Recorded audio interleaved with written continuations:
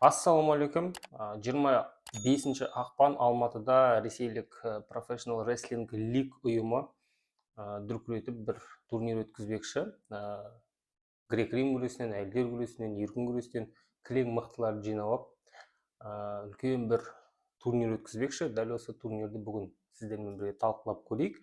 Толық емес, бізге қызықты белдесулерге тоқталайық, былайша айтқанда. Оған дейін менің арнама қош келдіңіздер.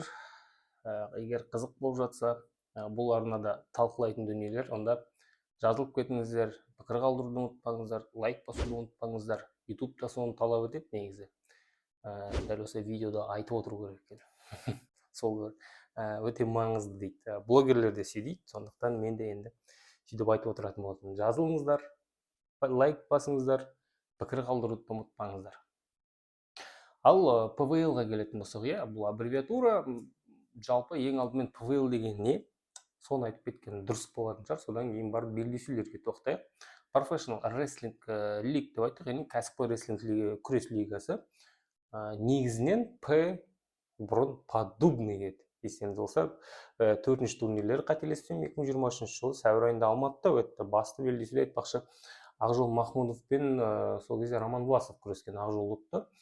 Ол кезде подобный, яғни Ресейдің даңқты палуаны кезінде, империя кезінде, Ресей империясы кезінде даңқты палуан Иван Поддубныйдың атымен, бірақ кейін міне қазір профессионал өзгертті.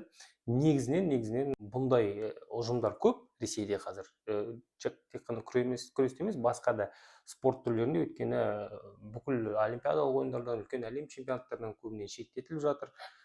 Көп спортшылар жекелей банға кетіп жатыр, мысалы Абдулашид Садулаев сияқты кейбір іріктеу турнирлеріне қатыстырмайды, яғни күш құрылымдарында қатарында жүргендер, погондары бар спортшыларды қатыстырмай жатыр. Сол себепті енді көп деген спортшы қазір әлемдік жарыстарсыз қалып қоюы ықтимал. Қалып жатыр, ықтимал емес Ресейде. Бұл жалпы айтып отырмын, қазір тек қана күреске қатысты емес. Міне осындай ПВЛ сияқты ұжымдар, бұл былайша айтқанда балама іздеу, өздерінің спортшыларына сондай бір жаңа бір площадка ұсыну, өйткені бүкіл әлемге танымал площадкалар, алаңдарға кіргізбейді. Міне сондай бір талаптардан пайда болған ұжым ребрендинг жасап, қазір Professional Wrestling болып шықты. Ондай барынша Ресейдің саясатынан алыс, осындай бір әлемдік, ағылшынша жазады, өздерінің бөлек стриминг сервистер бар, $10 pay-per-viewге, яғни сатып алып көруге болады, айтпақшы. Сондай бір үлкен бір халықаралық лига құрмақшы, түсінуімше. Кайл Снайдер бұл турнирде алғашқы америкалық болады күресетін. Снайдерға біз кейінірек тоқталамыз. Айтпақшы, Роман Власов демекші. Роман Власов дәл осы ПВЛ-дің бренд амбассадоры болып табылады. Ондай да бар. Белдесулерде өзім тізбектеп жазып алдым. Өзіме қызықты бірнеше белдесулер бар. Бұл ең алдымен Азамат Дәулетбеков пен Кади Магомедов мырза 79 келі салмақта. Бұл спортшының жетістіктері бар. 74 келі салмаққа түсіп, одан кейін Олимпиада ойындарының жүлдегері болды, Токиода. Сидаков ұтылған болатын, бірақ кейін салмақ қуып ақыры 79 келі салмақта да нәтижелер төмендей бастағаннан кейін 86-ға ауысты осы жылы бұл спортшы. Беларусияның атынан сайысқа түседі, айтпақшы. Кади Магомедов, Кадик деп атайды, бұның көбінесе күрес тусовкасында. Беларусь чемпионы атанды, енді 86 келі үйреніп келе жатыр. Өте қызықты белдесу. ПВЛ-да қатты бір жолы болып жүрген жоқ деуге болады. 3 белдесудің 3 рет күрескен ПВЛ аясында, соның біреуінде ғана жеңіске жеткен. Енді Азамат бұл қалай дегенмен 86 келі салмақта тұрақты түрде күрес жүрген жігіт. Бұл менің ойымша үлкен бір фактор. Сондықтан өте тартысты белдесу, қалай дегенмен. Қазір бұл жалпы видео барысында қатты болжам жасамаймын, өйткені күресте бір техникалық тұрғыдан терең білем деп айта алмаймын. Сондықтан бұл жерде кішкене опық жеп қалғым келмейді бір жағынан. Сондықтан жай ғана дәл осы белдесуге қатысты өз пікірімді айта отыратын боламын. Одан кейін Автандил Китчадзе мен Ахмет Усманов деген спортшылар, Ресей және тиісінше Грузия елінің өкілі. Усманов 2023, Китчадзе осы жуырда ғана жыл соңында болған 2024 жылы Тиранадағы әлем чемпионы, яғни 2020-24 жылдарға әлем чемпионы. Негізі матчмейкингті алып қарайтын болсақ, логика бар. Грек-рим күресінен бірнеше белдесулер бар, бірақ олар қатты бізге қызық емес, оған қатты үңілмей қояйық та. Сосын біздің Жәмила Бақберген 4 дүркін әлем чемпионатының жүлдегері. Жалпы біздің күрес тарихында ондай спортшылар көп емес. Қателеспесем, Кебіспаев бар. Бірден еске келіп отырған 4 мәрте, тіпті 5 мәрте әлем чемпионатының жүлдегері болуы мүмкін. Қатты маңызды емес. Бұл шынымен де өте жоғары деңгейдегі атлет. Қарсыласы Айпер Медет қызы 2 дүркін әлем чемпионатының жүлдегері, Азия чемпионы бірнеше мәрте, 2 рет дәлірек айтатын болсақ, 3 рет Жәмила Азия чемпионы болған, бірақ бұл жерде бір нюанс бар. Бұл Жәмиляның басты жетістіктері 90% бұл 72 келі салмақ дәрежесі. Ал бұл жерде Айпер Медет қызына қарсы Жәмила 76, яғни Айперінің салмағында күреседі, және шыны керек 76 келі салмақ Жәмилаға жақпайды, оны біз көріп жүрміз. Олимпиадалық салмақ болғаннан кейін 76-ға көтереді, олимпиадаға іріктелмекші де болды, өткен жылы Бішкекте де іріктеу турнирінен дәл осы 76 келі салмақты өте алмаған. Және тағы бір қызықты факт, кем дегенде бір мәрте бұл спортшылар күрескен, мен бұл белдесуді өз көзіммен көргем, тікелей эфирде. Азия ойындары, Ханчжоудағы Азия ойындарында күресті, және сол жерде Айпер Медет қызы 7-4 деген есеппен жеңіске жетті. Енді біздің қазір әйелдер күресін алатын болсақ, сол бетке ұстар спортшы Айпер Медет қызы әрине Азиядағы ең үздіктердің бірі.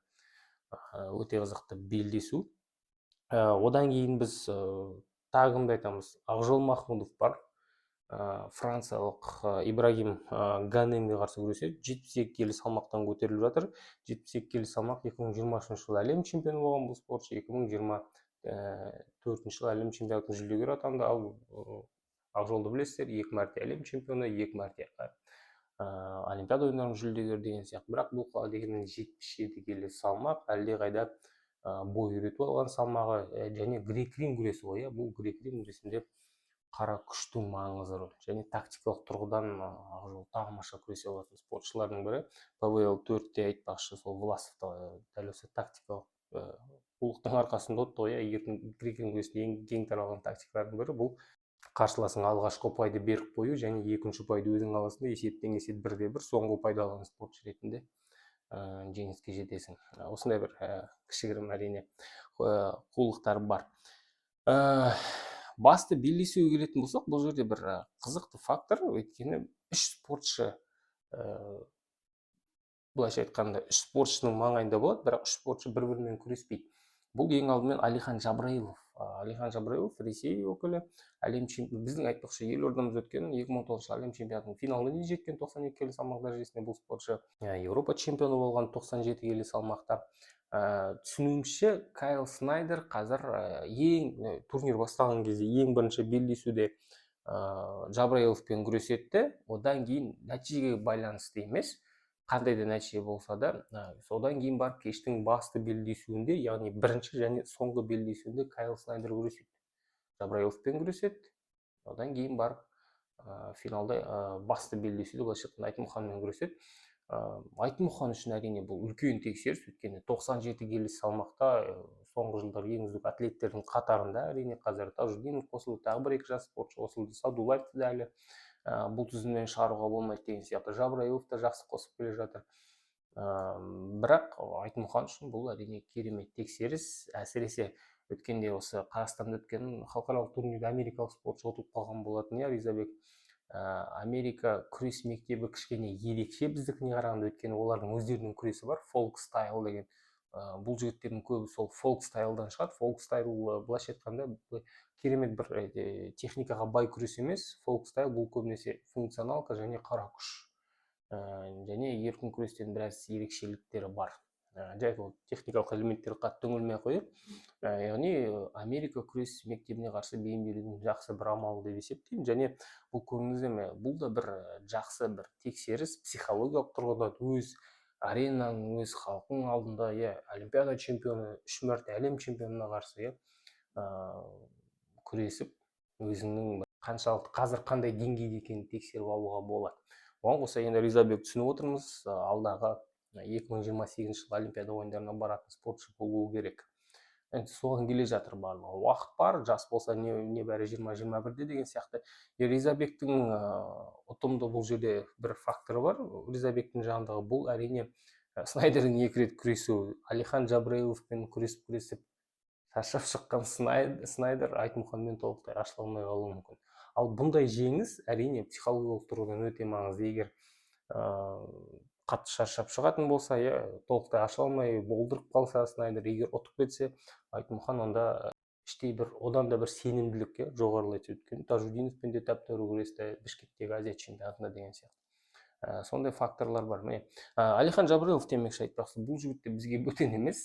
Кезінде жалпы бұл Дағыстанның тумасы, шешендер диаспорасынан толықтай бір әулетімен күреспен айналысқан кезінде 90-шы жылдары әкесі әлем чемпионы болған Лұқман Жабраилов деген кісі. Ал оның ағасы, яғни әкесінің бауыры, былайша айтқанда, Эльмади Жабраилов 90-шы жылдары Қазақстан құрамасында өнер көрсеткен, яғни легионер.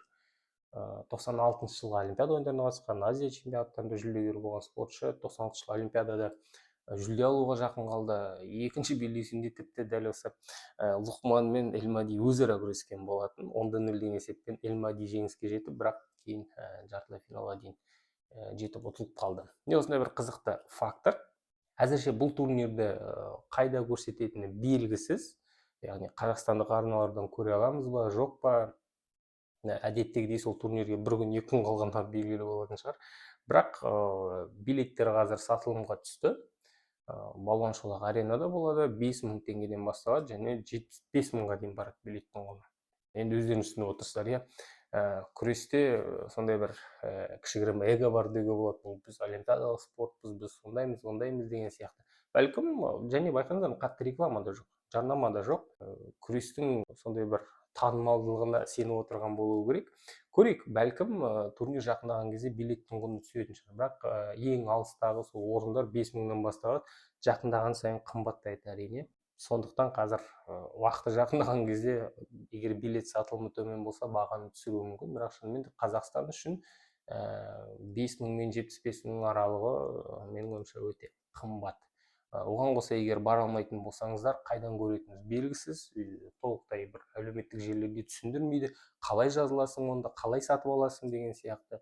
$10 сатып алуға болады, pay-per-view, яғни ақылы көрсетілім сатып алып қарауға болады.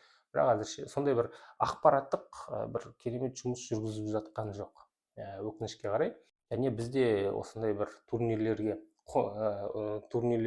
мұқтажбыз. Бұны да мойындайық. Өзімізде бұндай лигалар шықпай жатыр. Күресті дәріптей алатын, күресті шынымен де жақсы бір картинка жасап, жақсы бір шоу жасап, жақсы бір ақша салып жасай алатындай.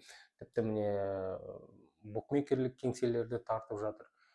Бұл проекттің, ПВЛ-дің басты серіктесі бар, бұл букмекерлік кеңсе. Қазақстан күрес федерациясы, мысалы, дәл сол букмекерлік кеңсемен айтпақшы, өткен жылы кем дегенде жұмыс жасады, бірақ біз бұндай проектлерді Қазақстан күрес федерациясының тарапынан көрмейміз. Сондықтан осылай көрші елдің келген проектісін қарауға мәжбүр отырмыз, өкінішті. Менің ойымша, әсіресе қазір жекпе-жек, жалпы спорт индустриясы Қазақстанда дамып келе жатқан кезде күрестің потенциалы бола тұр, осылай әлі де ешкім жасай алмай жүргені қынжылтады бір жағынан алып қарайтын болсақ. Жарайды, қатты негатив айтпай қойып, өте тартысты, өте қызықты турнир болады. Бәлкім Қазспорт арнасы көрсетіп қалса, мен ол жерде тіпті комментаторлық қызметті атқаратын шығармын. Енді онда алдағы уақытта көретін боламыз, бірақ мен сіздерді бұл турнирді тамашалауға шақырамын. Сатып аласыздар ма, балуан шолаққа барасыздар, енді ол жағын өздеріңіз қараңыздар.